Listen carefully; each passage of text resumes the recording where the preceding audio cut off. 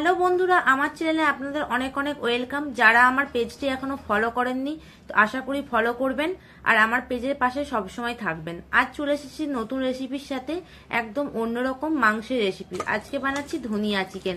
স্বাদও অন্যরকম, দেখতেও অন্যরকম, খেতেও খুব সুস্বাদু। তো চিকেনটাকে সবার প্রথমে ম্যারিনেট করে নেব।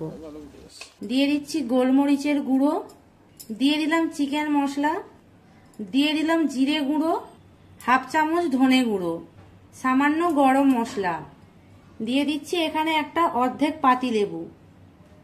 এরপর দিয়ে দিচ্ছি 1 চামচ রসুন বাটা, 1 চামচ আদা বাটা, আর দিয়ে দিচ্ছি পরিমাণ মতো টক দই। এখানে আমি টমেটোর ব্যবহার করব না, সেই জন্য টক দই আর লেবুর রসটা একটু বেশি দিয়েছি। দিয়ে দিলাম পরিমাণ মতো লবণ। এবার সবকিছুকে ভালো করে মাখিয়ে নিচ্ছি। তো এখানে আপনারা দেখতে পাবেন আমি হলুদ গুঁড়ো আর লঙ্কা গুঁড়ো ব্যবহার করিনি, কারণ ধনিয়া চিকেন বানানোর জন্য হলুদ গুঁড়ো লঙ্কা গুঁড়ো এগুলো ইউজ হয় না। তো এটা আমার ফার্স্ট ম্যারিনেশন, এখনো সেকেন্ড ম্যারিনেশন বাকি আছে। তো দই আর লেবু সব রকমের মশলা মাখিয়ে আমি এটাকে 15 মিনিটের মতো সাইডে রেখে দেব। তো দেখুন ভালো করে একদম লেগ পিসগুলোকে মাখিয়ে নিয়েছি। তো এটাকে আবার সাইডে রেখে দিচ্ছি। ধনিয়া চিকেন বানানোর জন্য যে পেস্টটা বানাবো বলেছিলাম, এই যে পুদিনা পাতা দিয়ে দিলাম। তো আপনাদের কাছে পুদিনা পাতা না থাকলে ওটা স্কিপ করবেন, আর দিয়ে দিচ্ছি বেশি করে ধনে পাতা। এরপর আপনাদের পরিমাণ মতো ঝাল দেবেন, ঝালের জন্য দিয়ে দিচ্ছি কাঁচা লঙ্কা। এটার পেস্ট বানিয়ে নেব। ধনিয়া চিকেনের ক্ষেত্রে ধনে পাতার পেস্টের সাথে সাথে এখানে পেঁয়াজেরও পেস্ট লাগবে। তো কাঁচা পেঁয়াজ দেবো না, পেঁয়াজটাকে ভালো করে ভেজে নিয়ে ওর পেস্ট ব্যবহার করব। আমরা এর আগের বারে নোনাবলা ঘুরতে গিয়েছিলাম, তো সেই নোনাবলাতে আমরা খেয়েছিলাম, বেশ দারুণ লাগে খেতে, একদম কম মশলা দিয়ে, আর কালারটাও কিন্তু রান্না করার পর খুব সুন্দর আসে। তো ধনে পাতা পুদিনা পাতার পেস্ট বানিয়ে নিয়েছি, আর গন্ধটা কিন্তু খুব সুন্দর আসছে, কাঁচা লঙ্কা পুদিনা পাতা। তো এই পেস্টটা ভালো করে একদম পুরো স্মুথ করে বেটে নিতে হবে।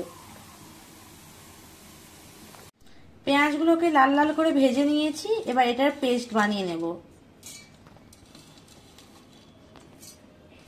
সেকেন্ড ম্যারিনেশন করার জন্য যে ধনে পাতা পুদিনা পাতা কাঁচা লঙ্কার যে পেস্টটা করেছিলাম এটা এবার দিয়ে দেবো। এই পেস্টটা এবার দিয়ে দেবো এর মধ্যে। পেঁয়াজ যে ভেজে যে পেস্টটা করেছিলাম, পেঁয়াজ ভেজার পেস্টটা, ওই পেঁয়াজ ভেজার পেস্টটা দিয়ে দিচ্ছি। এবার সবকিছুকে আবার ভালো করে মাখিয়ে নেব। তো এখানে আমি কিন্তু কোনো রকম টমেটো আর কোনো রকম মশলা আর ইউজ করব না। যা মশলা আমি এখানে সব একসাথে একবারে প্রথমেই মাখিয়ে নিয়েছি। এবার ধনে পাতা আর পেঁয়াজের পেস্টটাও ভালো করে মাখিয়ে নিচ্ছি। আর আপনারা যদি কালারটাকে আরো ভালো আনতে চান আপনারা ফুড কালার ইউজ করবেন, তো এখানে আমি ফুড কালারটা অ্যাভয়েড করছি। তো সবকিছুকে ভালো করে মাখিয়ে নিয়েছি, দেখুন কত সুন্দর লাগছে কালারটা একদম। রান্না শুরু করে দিয়েছি, তেল গরম হয়ে গেছে। একই তেলের মধ্যে দিয়ে দিচ্ছি গরম মশলা, এলাচ গোলমরিচ দালচিনি সবগুলোকে ভালো করে ভেজে নেব। এরপর দিয়ে দেবো সামান্য চিনি, কারণ মাংসের ক্ষেত্রে চিনি দিলে কালারটাও সুন্দর আসে আর টেস্টটাও ভালো করে আসে। এবার চিনি আমাদের গলে গেছে, এরপর ম্যারিনেট করা চিকেনগুলো দিয়ে দেব। যেহেতু আদা রসুন সবকিছু আগে থেকে দিয়ে রাখছি, আর কিছু দেওয়ার দরকার নেই, ম্যারিনেট করা চিকেনগুলো শুধু দিয়ে দিলেই হবে।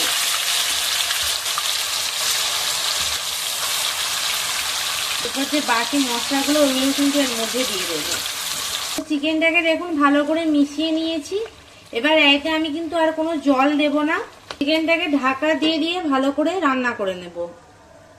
তো প্রায় আমার 15 থেকে 20 মিনিট লাগলো এই মাংসটা রান্না করতে। ধনে পাতা কুচি ছড়িয়ে এবার নামিয়ে নেব। ফাইনালি আমাদের ধনিয়া চিকেন রান্না হয়ে গেছে। এবার এটাকে আমি প্লেটের মধ্যে নামিয়ে নিচ্ছি। তো কোনো রকম জল ছাড়াই মাংসটাকে আমি ভালো করে লো ফ্লেমে কষিয়ে কষিয়ে রান্না করেছি, আর মাংসের কালারটা কিন্তু বেশ দারুণ আসছে। তো আমি এখানে ফুড কালার ইউজ করিনি, ফুড কালার ইউজ করলে আরো এটা উজ্জ্বল হতো, আরো সবুজ লাগতো। ফুড কালার যেহেতু খাওয়ার পক্ষে ভালো নয়, তো তাই সেটাই আমি অ্যাভয়েড করেছি।